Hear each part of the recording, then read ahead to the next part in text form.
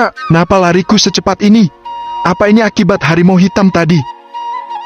Ucap Teja pada dirinya sendiri dengan posisi yang masih berlari dengan sangat kencang. Benar sekali, lari Teja kali ini sangat cepat seperti lari harimau kumbang hitam. Suasana pagi hari itu mulai hangat oleh sinar sang surya yang sudah mulai menampak dirinya sedari tadi. Nampak seorang pemuda berusia kurang lebih 17 tahun berjalan memasuki ke terminal bus Ngadirojo Kabupaten Wonogiri. Ya, pemuda itu adalah Teja. Teja terus mengamati hilir mudik orang-orang yang beraktivitas di pasar dan sekaligus terminal Ngadirojo ini. Walaupun tempatnya tidak besar namun nampak ramai oleh pengunjung. Nampak Teja duduk di trotoar jalan. Dirinya berpikir keras akan nasib buruk yang selalu menimpa dirinya, terlebih beberapa hari ke belakang ini. Aku harus segera pergi dari Wonogiri untuk menuju ke daerah Jawa Barat agar diriku cepat bisa mengetahui asal-usulku, gumam Teja dengan posisi masih melamunkan nasib dirinya. Tanpa ada yang mengetahui, nampak ada gadis kecil kurang lebih berusia 4 tahun lepas dari pantauan orang tuanya. Orang tuanya nampak asyik mengobrol dengan beberapa lelaki yang kelihatan seperti anak buahnya di sebuah warung kopi dengan posisi membelakangi gadis kecil tersebut. Gadis kecil tersebut bermain dengan senangnya dengan terus berjalan ke tengah jalan raya tanpa mempedulikan jalanan pasar yang ramai oleh kendaraan yang lalu lalang. Orang tua si gadis kecil nampak memendarkan pandangannya ke kanan dan ke kiri untuk mencari anaknya namun tidak ditemukan. Melihat bosnya yang seolah-olah mencari sesuatu, anak buahnya yang bernama Paridi pun penasaran. "Pak Imam, kok nampak bingung, emang nyari apa?" tanya Paridi yang merupakan anak buah dari Pak Imam. Kemana belaya barusan ada di belakang sini tapi sekarang gak ada?" tanya Pak Imam dengan perasaan cemas. "Saya juga gak tahu Pak," jawab Jamal anak buah Pak Imam satu lagi seraya memendarkan pandangannya untuk mencari keberadaan anak bosnya. Mata Jamal senang sekaligus terkejut saat melihat Bela yang sudah berada di tengah jalan raya. "Pak Imam, itu Bela ada di tengah jalan," ucap Jamal. Pak Imam segera melihat ke arah yang ditunjuk oleh Jamal. Namun alangkah terkejutnya saat mereka melihat Bela yang sudah berada di tengah jalan raya, terlebih dari arah belakang meluncur semua kendaraan mobil truk dengan kecepatan yang sangat tinggi dengan posisi yang menyalip untuk mendahului kendaraan mobil di depannya. "Bela, awas!" teriak Pak Imam saat melihat mobil truk dengan kekuatan cepat akan menabrak anaknya. Pada saat Pak Imam berteriak membuat Teja buyar dari lamunannya. Teja lantas melihat ke arah Pak Imam serta ke arah jalan raya yang menjadi pusat beberapa orang di sekitar pasar. Anak itu batin Teja yang tersentak kaget saat melihat Bela yang akan tertabrak mobil truk. Teja lantas berdiri dan berlari dengan sekuat tenaga untuk bisa menyelamatkan Bela dari tabrakan mobil truk. Ibu-ibu yang melihat kejadian itu berpikir bahwa Bela akan benar-benar tertabrak oleh mobil truk yang melintas tersebut. Mereka semua berteriak dengan sangat histeris. "Awas!" ucap beberapa ibu-ibu seraya berusaha menutupi penglihatannya dengan kedua tangannya. Sopir truk yang baru bisa melihat di depannya ada anak kecil, segera dirinya menginjak rem dengan sangat dalam. Krihitit. Suara decitan rem yang diinjak oleh sopir mobil truk. "Was!" Sopir mobil truk hanya melongo saat melihat sosok bayangan hitam yang menyelamatkan Bela dari hantaman mobil truk yang dikemudikannya. Apa barusan yang lewat?" Pak Imam, Jamal dan Paridi segera berlari ke tengah jalan untuk melihat kondisi anaknya. Pak Imam mencari Bela sampai ke kolong mobil truk namun tidak ada. Jamal mengamati bodi bemper mobil truk depan yang tidak ada bekas benturan akibat kecelakaan. Pak Imam yang masih sibuk mencari keberadaan Bela lantas menolehkan kepalanya ke pinggir jalan mendengar sebuah panggilan untuk dirinya. Papa ini Bela," panggil Bela kepada Pak Imam.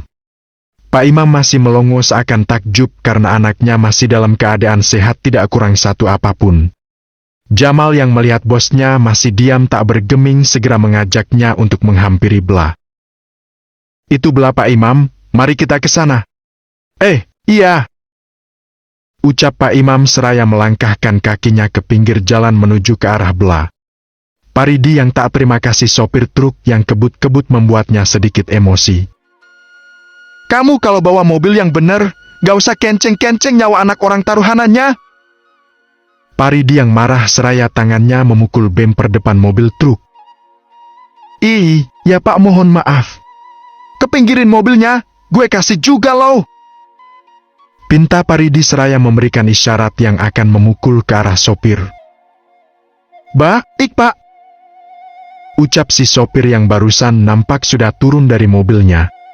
Nampak Bela sudah berada dalam gendongan Pak Imam.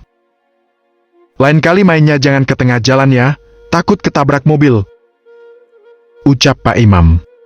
Papa si asyik ngobrol sama si Om jadi Bela gak ada temennya, ucap Bela. Iya Papa salah, sebentar lagi Mama Bela datang, nanti pulangnya sama Mama. Iya Papa, tahu nggak Pak tadi Bela diselamatin sama Om ini? Larinya cepat banget Pak. Jelas Bela seraya wajahnya menunjuk ke arah Teja. Pak Imam yang masih asyik menggendong putrinya segera memalingkan wajahnya ke arah Teja. Ia pun segera tersenyum saat melihat ke arah Teja. Oh gitu, larinya cepat ya si Om. Makasih ya Om ya udah selamatin Bela. Ucap Pak Imam. Ya Pak, sama-sama. Nggak kok, cuman kebetulan saja saya lihat Bela di tengah jalannya, sudah saya bawa lari saja ke pinggir jalan. Ucap Teja.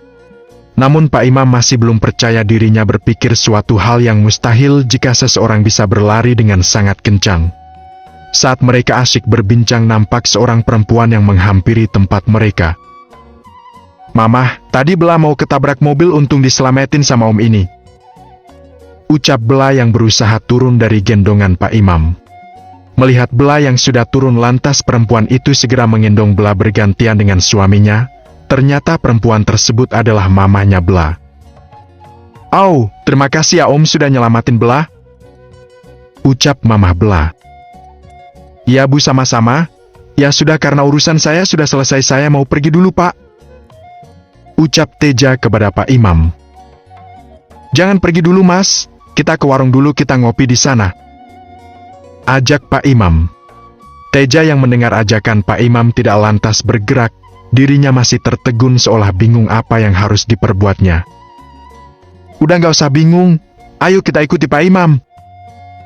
Ucap Jamal seraya menarik lengan Teja untuk mengikuti langkah Pak Imam tanpa terlebih dulu menunggu jawaban dari Teja. Pak Imam dan istrinya yang menggendong Bela berjalan di depan, sedangkan di belakang ada Teja dan Jamal yang mengikutinya. Itu namanya Pak Imam, dia itu bos dari Buspo Gunung Mulia. Jangan kecewakan beliau, soalnya jarang-jarang orang kaya kita bisa ngopi bareng sama beliau. Jelas Jamal. Ya Kang, saya baru tahu soalnya. Hihi. Ucap Teja menyengir. Sampailah mereka di warung kopi tempat awal Pak Imam berdiskusi dengan anak buahnya. Belayang yang digendong oleh ibunya berpamitan karena akan segera pulang. Om, makasih ya. Bela mau pulang dulu sama Mamah. Dadah Om. Ucap Bela. Iya Dek, Adek hati-hati ya kalau jalan. Ucap Teja. Bela segera pergi bersama dengan ibunya. Mereka masuk ke dalam mobil Pajero berwarna putih yang langsung dikendarai oleh Mamah Bela. Betul-betul orang kaya, batin Teja. Ya kita belum kenalan, perkenalkan nama saya Imam. Ucap Imam seraya menyodorkan tangannya ke arah Teja. Saya Teja Pak, ucap Teja membalas jabatan Pak Imam. Tak berselang lama muncullah Paridi dan sopir truk yang hampir menabrak Bela. Nampak sopir truk yang ketakutan karena barusan dirinya akan menabrak putri dari bos besar pemilik Buspo Gunung Mulia. Ini Pak, sopir yang barusan mau nabrak Bela. Ucap Paridi seraya menunjukkan sopir pada Pak Imam. Mohon maaf Pak, tadi saya sangat kencang bawa mobilnya. Untung ada si Mas ini yang datang tiba-tiba buat nyelamatin putri Bapak. Ucap si sopir yang ternyata bernama Basir. Pak Imam yang mendengar ucapan dari Basir akhirnya mau tidak mau dirinya percaya bahwa putrinya diselamatkan oleh Teja. Gimana Mas, Teja bisa nyelamatin anak saya? Jadi waktu saya mau nabrak putri Bapak, tiba-tiba datang bayangan hitam dengan sangat cepat menyambar putri Bapak untuk kemudian dibawa ke pinggir jalan. Mata saya pun gak begitu jelas melihat bayangan apa itu karena sangat cepat. Namun saat mobil saya sudah berhenti, lantas saya melihat bahwa putri Bapak yang ternyata di sampingnya ada Mas ini, jelas Basir seraya menunjuk ke arah Teja. Pak Imam mangut-mangut mendengar penjelasan Basir. Kalau gak ada Mas ini, saya juga gak tahu saat ini seperti apa Pak, tambah Basir menjelaskan. Setelah panjang lebar menjelaskan dan meminta maaf kepada Pak Imam, lantas Basir bermaksud akan segera melanjutkan perjalanannya kembali. Sekali lagi saya mohon maaf Pak, dan saya ucapan terima kasih kepada Mas Teja. Namun pekerjaan saya belum selesai, saya harus segera ke Jakarta buat mengantarkan pesanan yang ada dalam mobil truk saya. Sekiranya Pak Imam mau ada tuntutan kepada saya silahkan. Namun kalau bisa jangan sekarang, pinta Basir. Sudah gak ada tuntutan dari kami. Hanya saja pesan saya lain kali kalau bawa kendaraan jangan kencang-kencang, ucap Pak Imam. Teja yang mendengar penjelasan Basir yang akan ke Jakarta membuat dirinya ingin ikut dengan mobil Basir. Saya boleh ikut ke Jakarta Kang Basir? Tanya Teja. Basir nampak melihat ke arah Teja namun tidak segera menjawab pertanyaan Teja. Emang Mas Teja mau kemana? Kok mau ikut Basir segala? Tanya Pak Imam. Pak, saya mau ke Jawa Barat, cuman berhubungan ada Kang Basir ya udah saya ikut dulu ke Jakarta. Kalau cuman mau ke Jakarta jangan naik truk pasti pegal-pegal, mending ikut bus saya nanti siang jam 12 bus pertama akan berangkat. Iya Mas Teja, mending naik bus aja jangan ikut ke mobil truk saya bakal pegal-pegal. Timpal Basir. Gak apa-apa Kang, hitung-hitung nemenin Kang Basir di perjalanannya biar gak ngebut lagi. Hihi. Ya udah kalau mau tetap ikut sama Basir, Bapak nggak bisa melarang, cuman terima ini tanda terima kasih saya kepada Mas Teja. Ucap Pak Imam seraya tangannya menyodorkan sebuah amplop berwarna coklat yang sangat tebal. Teja hanya terdiam tak segera mengambil amplop coklat tersebut. Jangan dilihat kecilnya, ini ikhlas Bapak berikan sama Mas Teja karena telah menyelamatkan putri Bapak dari maut. Jelas Pak Imam menyodorkan kembali amplop coklat lebih dekat kepada Teja. Terima aja Mas Teja, itu rezeki jadi nggak boleh ditolak ore ilok. Ucap Jamal yang sedari tadi cuman diam saja. Teja melihat ke arah orang-orang yang ada di depannya. Mereka semua tersenyum seakan meminta kepada Teja untuk mau menerima amplop coklat yang masih tergeletak di atas meja. Baik Pak saya terima. Terima kasih banyak buat Bapak sama yang lainnya. Ucap Teja seraya mengambil amplop coklat dan segera memasukkannya ke dalam plastik hitam yang selalu ia bawa. Itu gak ada apa-apanya Mas, seharusnya saya yang mengucapkan beribu terima kasih. Ucap Pak Imam. Akhirnya Teja pun segera berpamitan kepada Pak Imam dan yang lainnya. Hati-hati di jalan, kalau pulang jangan pernah lupakan Bapak ya. Iya Pak, pasti saya nggak akan lupa sama Bapak sama yang lainnya juga. Teja pun segera pergi menuju ke arah mobil truk Basir yang ia parkiran di pinggir jalan Terminal Ngadirojo. Nampak Teja sudah duduk di dalam mobil dan Basir yang sudah bersiap-siap akan menjalankan mobil truknya kembali. Sudah siap Mas? Tanya Basir. Siap Kang, ucap Teja bersemangat. Berangkat ucap Basir. Basir pun mulai melajukan mobil truk yang ia bawa dengan tenang dan perlahan, karena dirinya tidak mau kejadian barusan terulang lagi. Jakarta aku datang, ucap Teja. Itu menunjukkan malam hari, nampak sebuah mobil truk melaju dengan kecepatan rendah mulai memasuki wilayah hutan alas roban. Nampak Basir dan Teja yang tengah asyik berbincang sepanjang perjalanan menuju ke Jakarta. Karena kamu perjalanan kali terasa cepat Mas Teja, hihi. Ucap Basir.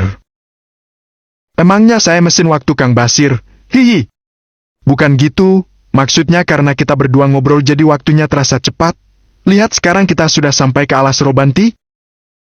Jelas Basir. Ya Mas Teja, di alas roban ini seringkali terjadi begal. Kadang mereka naik ke atas mobil, kadang dipepet juga. Emang mereka bisa melompat ke atas mobil? Ya bisa Mas, kan rata-rata mereka adalah pendekar bayaran. Mereka mau melakukan apa saja demi dapat uang. Kalau sepi job mereka jadi begal. Nama kelompok mereka adalah Low Ireng, dengan pakaian semua yang serba hitam Mas. Jelas Basir. Teja manggut-manggut mendengarkan penjelasan dari Basir. Dulu pernah Mas, mobil saya dipepet sama mereka. Hihi, ngeri pokoknya kalau ingat pengalaman itu. Emang di lain Kang Basir sampai ngeri gitu? Gimana gak ngeri Mas? Habis turun dari mobil tubuh saya diikat kemudian diseret ke markas mereka. Setelah sampai di markas akhirnya kita buat perjanjian tidak tertulis. Perjanjian tidak tertulis gimana? Jadi kalau saya bawa muatan ke sini saya harus bawa setoran buat mereka, itu pun kalau bertemu sama mereka, kalau gak ya gak usah bayar. Jelas Basir. Terus nyetorinya kemana? Apakah datang ke markasnya? Gak mas, mereka akan memberikan kode dengan senter yang dihidupkan sambil digerakkan ke atas ke bawah 3 kali dan ke kanan ke kiri 3 kali juga. Berarti itu adalah suruhan mereka. Semoga perjalanan kita kali gak ketemu sama mereka mas. Ucap Basir seraya matanya terus mengamati jalanan yang ada di depannya. Nampak dari jalan sebelah kanan ada sejumlah orang dengan menggunakan topeng memainkan senternya ke arah mobil truk. Basir yang mengetahui bahwa mereka adalah kelompok Lowo Ireng langsung panik. Mati aku! Rutuk Basir seraya melirik ke arah kanan jalan. Teja yang mendengar rutukan Basir lantas ikut pula melihat ke arah kanan jalan. Kang, Bah, barusan ada yang mainin senter.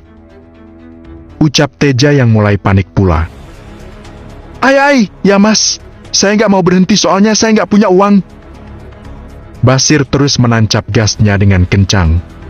Melihat truk yang mereka incar tidak mau berhenti membuat kelompok Lowo Ireng pun naik pitam. Mereka berjumlah 3 orang dengan menggunakan baju serba hitam dengan menggunakan topeng barongan warna hitam, warna putih dan warna merah. Kurang ajar, cucumuk itu gak mau berhenti. Umpat si topeng merah. Terus gimana ketua? Tanya topeng putih kepada topeng merah yang ternyata adalah ketua dari kelompok Lowo Ireng. Kejar, tangkap sopirnya dan seret ke markas. Perintah topeng merah. Baik ketua. Topeng hitam dan topeng putih langsung meloncat ke arah pepohonan yang ada di pinggir jalan hutan alas roban. Dari pohon satu ke pohon lainnya, terlihat pakaian yang mereka kenakan berkibar setiap kali mereka meloncat. Nampak seperti sebuah kalung pantas jika mereka dimenamai dirinya dengan nama Lowo Ireng. Loncat-loncatan demi loncatan mereka lakukan hingga saat ini topeng putih sudah berada di atas pohon yang berada di depan mobil truk Basir. Setelah dirasa dekat kemudian topeng putih meloncat ke arah kepala mobil truk. Bruk! Bruk! Terdengar 2 kali hentakan kaki yang ternyata suara hentakan kaki topeng putih dan topeng hitam yang sudah berdiri di atas kepala mobil truk. Su, arah barusan kan? Ucap Teja. Iya mas, mereka adalah Lowo Ireng. Ucap Basir yang mulai dilanda ketakutan. Berhenti, teriak topeng hitam dari arah atas mobil. Bukannya berhenti Basir malah menginjak gasnya lebih dalam membuat laju kendaraan semakin kencang. Kurang ajar, ternyata kalian mau bermain-main dengan kami. Teriak topeng hitam. Topeng hitam segera memukul kaca jendela mobil truk. Praang. Agi terdengar jeritan Basir yang badannya terkena serpihan kaca jendela. Setelah memukul kaca jendela topeng hitam melantas meraih baju yang dikenakan oleh Basir. Topeng hitam segera melempar Basir keluar dari dalam kursi kemudi. Brukuk! Argi nampak Basir terlempar keluar jalan tubuhnya terbentur pada sebuah pohon jati. Basir meringkuk menahan rasa sakit pada sekujur tubuhnya. Ia merasakan tulang-tulang pada tubuhnya remuk. Ternyata kamu main-main sama kami, teriak topeng hitam yang sudah berdiri di samping Basir. Mobil truk yang sudah tidak ada pengemudinya berjalan oleng ke arah kiri jalan keluar dari jalur utama dan mulai masuk ke dalam hutan jati alas roban. Teja panik dan merasakan ketakutan. Dirinya bingung harus berbuat, namun tiba-tiba terdengar bisikan dekat telinganya. Segera kamu keluar, sebelum mobil ini menabrak pohon. Teja melihat ke kanan dan ke kiri namun tidak ada seseorang pun di sana. Namun Teja masih bingung bagaimana dirinya keluar dari mobil yang sedang melaju sangat kencang. Pejamkan matamu, dan segera melompat. Mau tidak mau Teja pun mengikuti perintah dari suara yang tidak tahu sumbernya itu. Teja segera membuka pintu mobil truk dan segera memejamkan matanya untuk kemudian melompat dari dalam mobil. Dumum. Tak berselang lama mobil truk yang Teja kendarai menghantam sebuah pohon jati yang sangat besar. Teja segera membuka matanya melihat ke arah mobil yang menabrak pohon jati. Haufit, akhirnya aku selamat juga. Teja menghela nafas dalam. Haha, kamu belum selamat anak muda? Dari arah belakang terdengar suara. Teja pun segera membalikan badannya untuk mencari sumber suara tersebut. Nampak sosok yang menggunakan topeng yang berwarna putih, yang ternyata salah satu komplotan Lowo Ireng. "Kak, mu siapa?" tanya Teja. "Haha, apakah kamu tidak tahu siapa kami anak muda?" Topeng putih balik bertanya. "Kami adalah begal Lowo Ireng. Semua orang yang lewat sini sudah tahu siapa kami. Ternyata kami baru pertama kali lewat sini anak muda. Haha." "Temanmu sebentar lagi akan menemui ajal, karena tidak menghiraukan perintah kami, karena dia sudah melanggar perjanjian yang kita buat." Teja yang sudah mendengar penjelasan dari Basir segera menjawab perkataan topeng putih. "Perjanjian yang hanya menguntungkan pihak kalian saja," ucap Teja dengan lantang dengan sedikit bergetar karena dilanda rasa takut pada dirinya. "Haha, itu hal yang biasa bagi kami. Siapa yang kuat dialah yang akan berkuasa, seperti halnya kami Lowo Ireng yang berkuasa di alas roban. Haha," teriak topeng hitam seraya menengadahkan kedua tangannya ke atas menunjukkan kesombongan kepada Teja. "Terserah kamu berpikir seperti apa, hanya saja aku memberikan pilihan kepadamu. Aku ingin mengajak dirimu untuk ikut kami pergi ke markas Lowo Ireng." "Untuk apa aku harus ikut ke markas Lowo Ireng?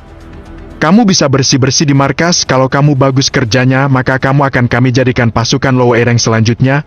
Aku lihat auramu sangat hitam, pasti akan cocok jika Lowo Ireng bisa merekrutmu," ajak topeng putih.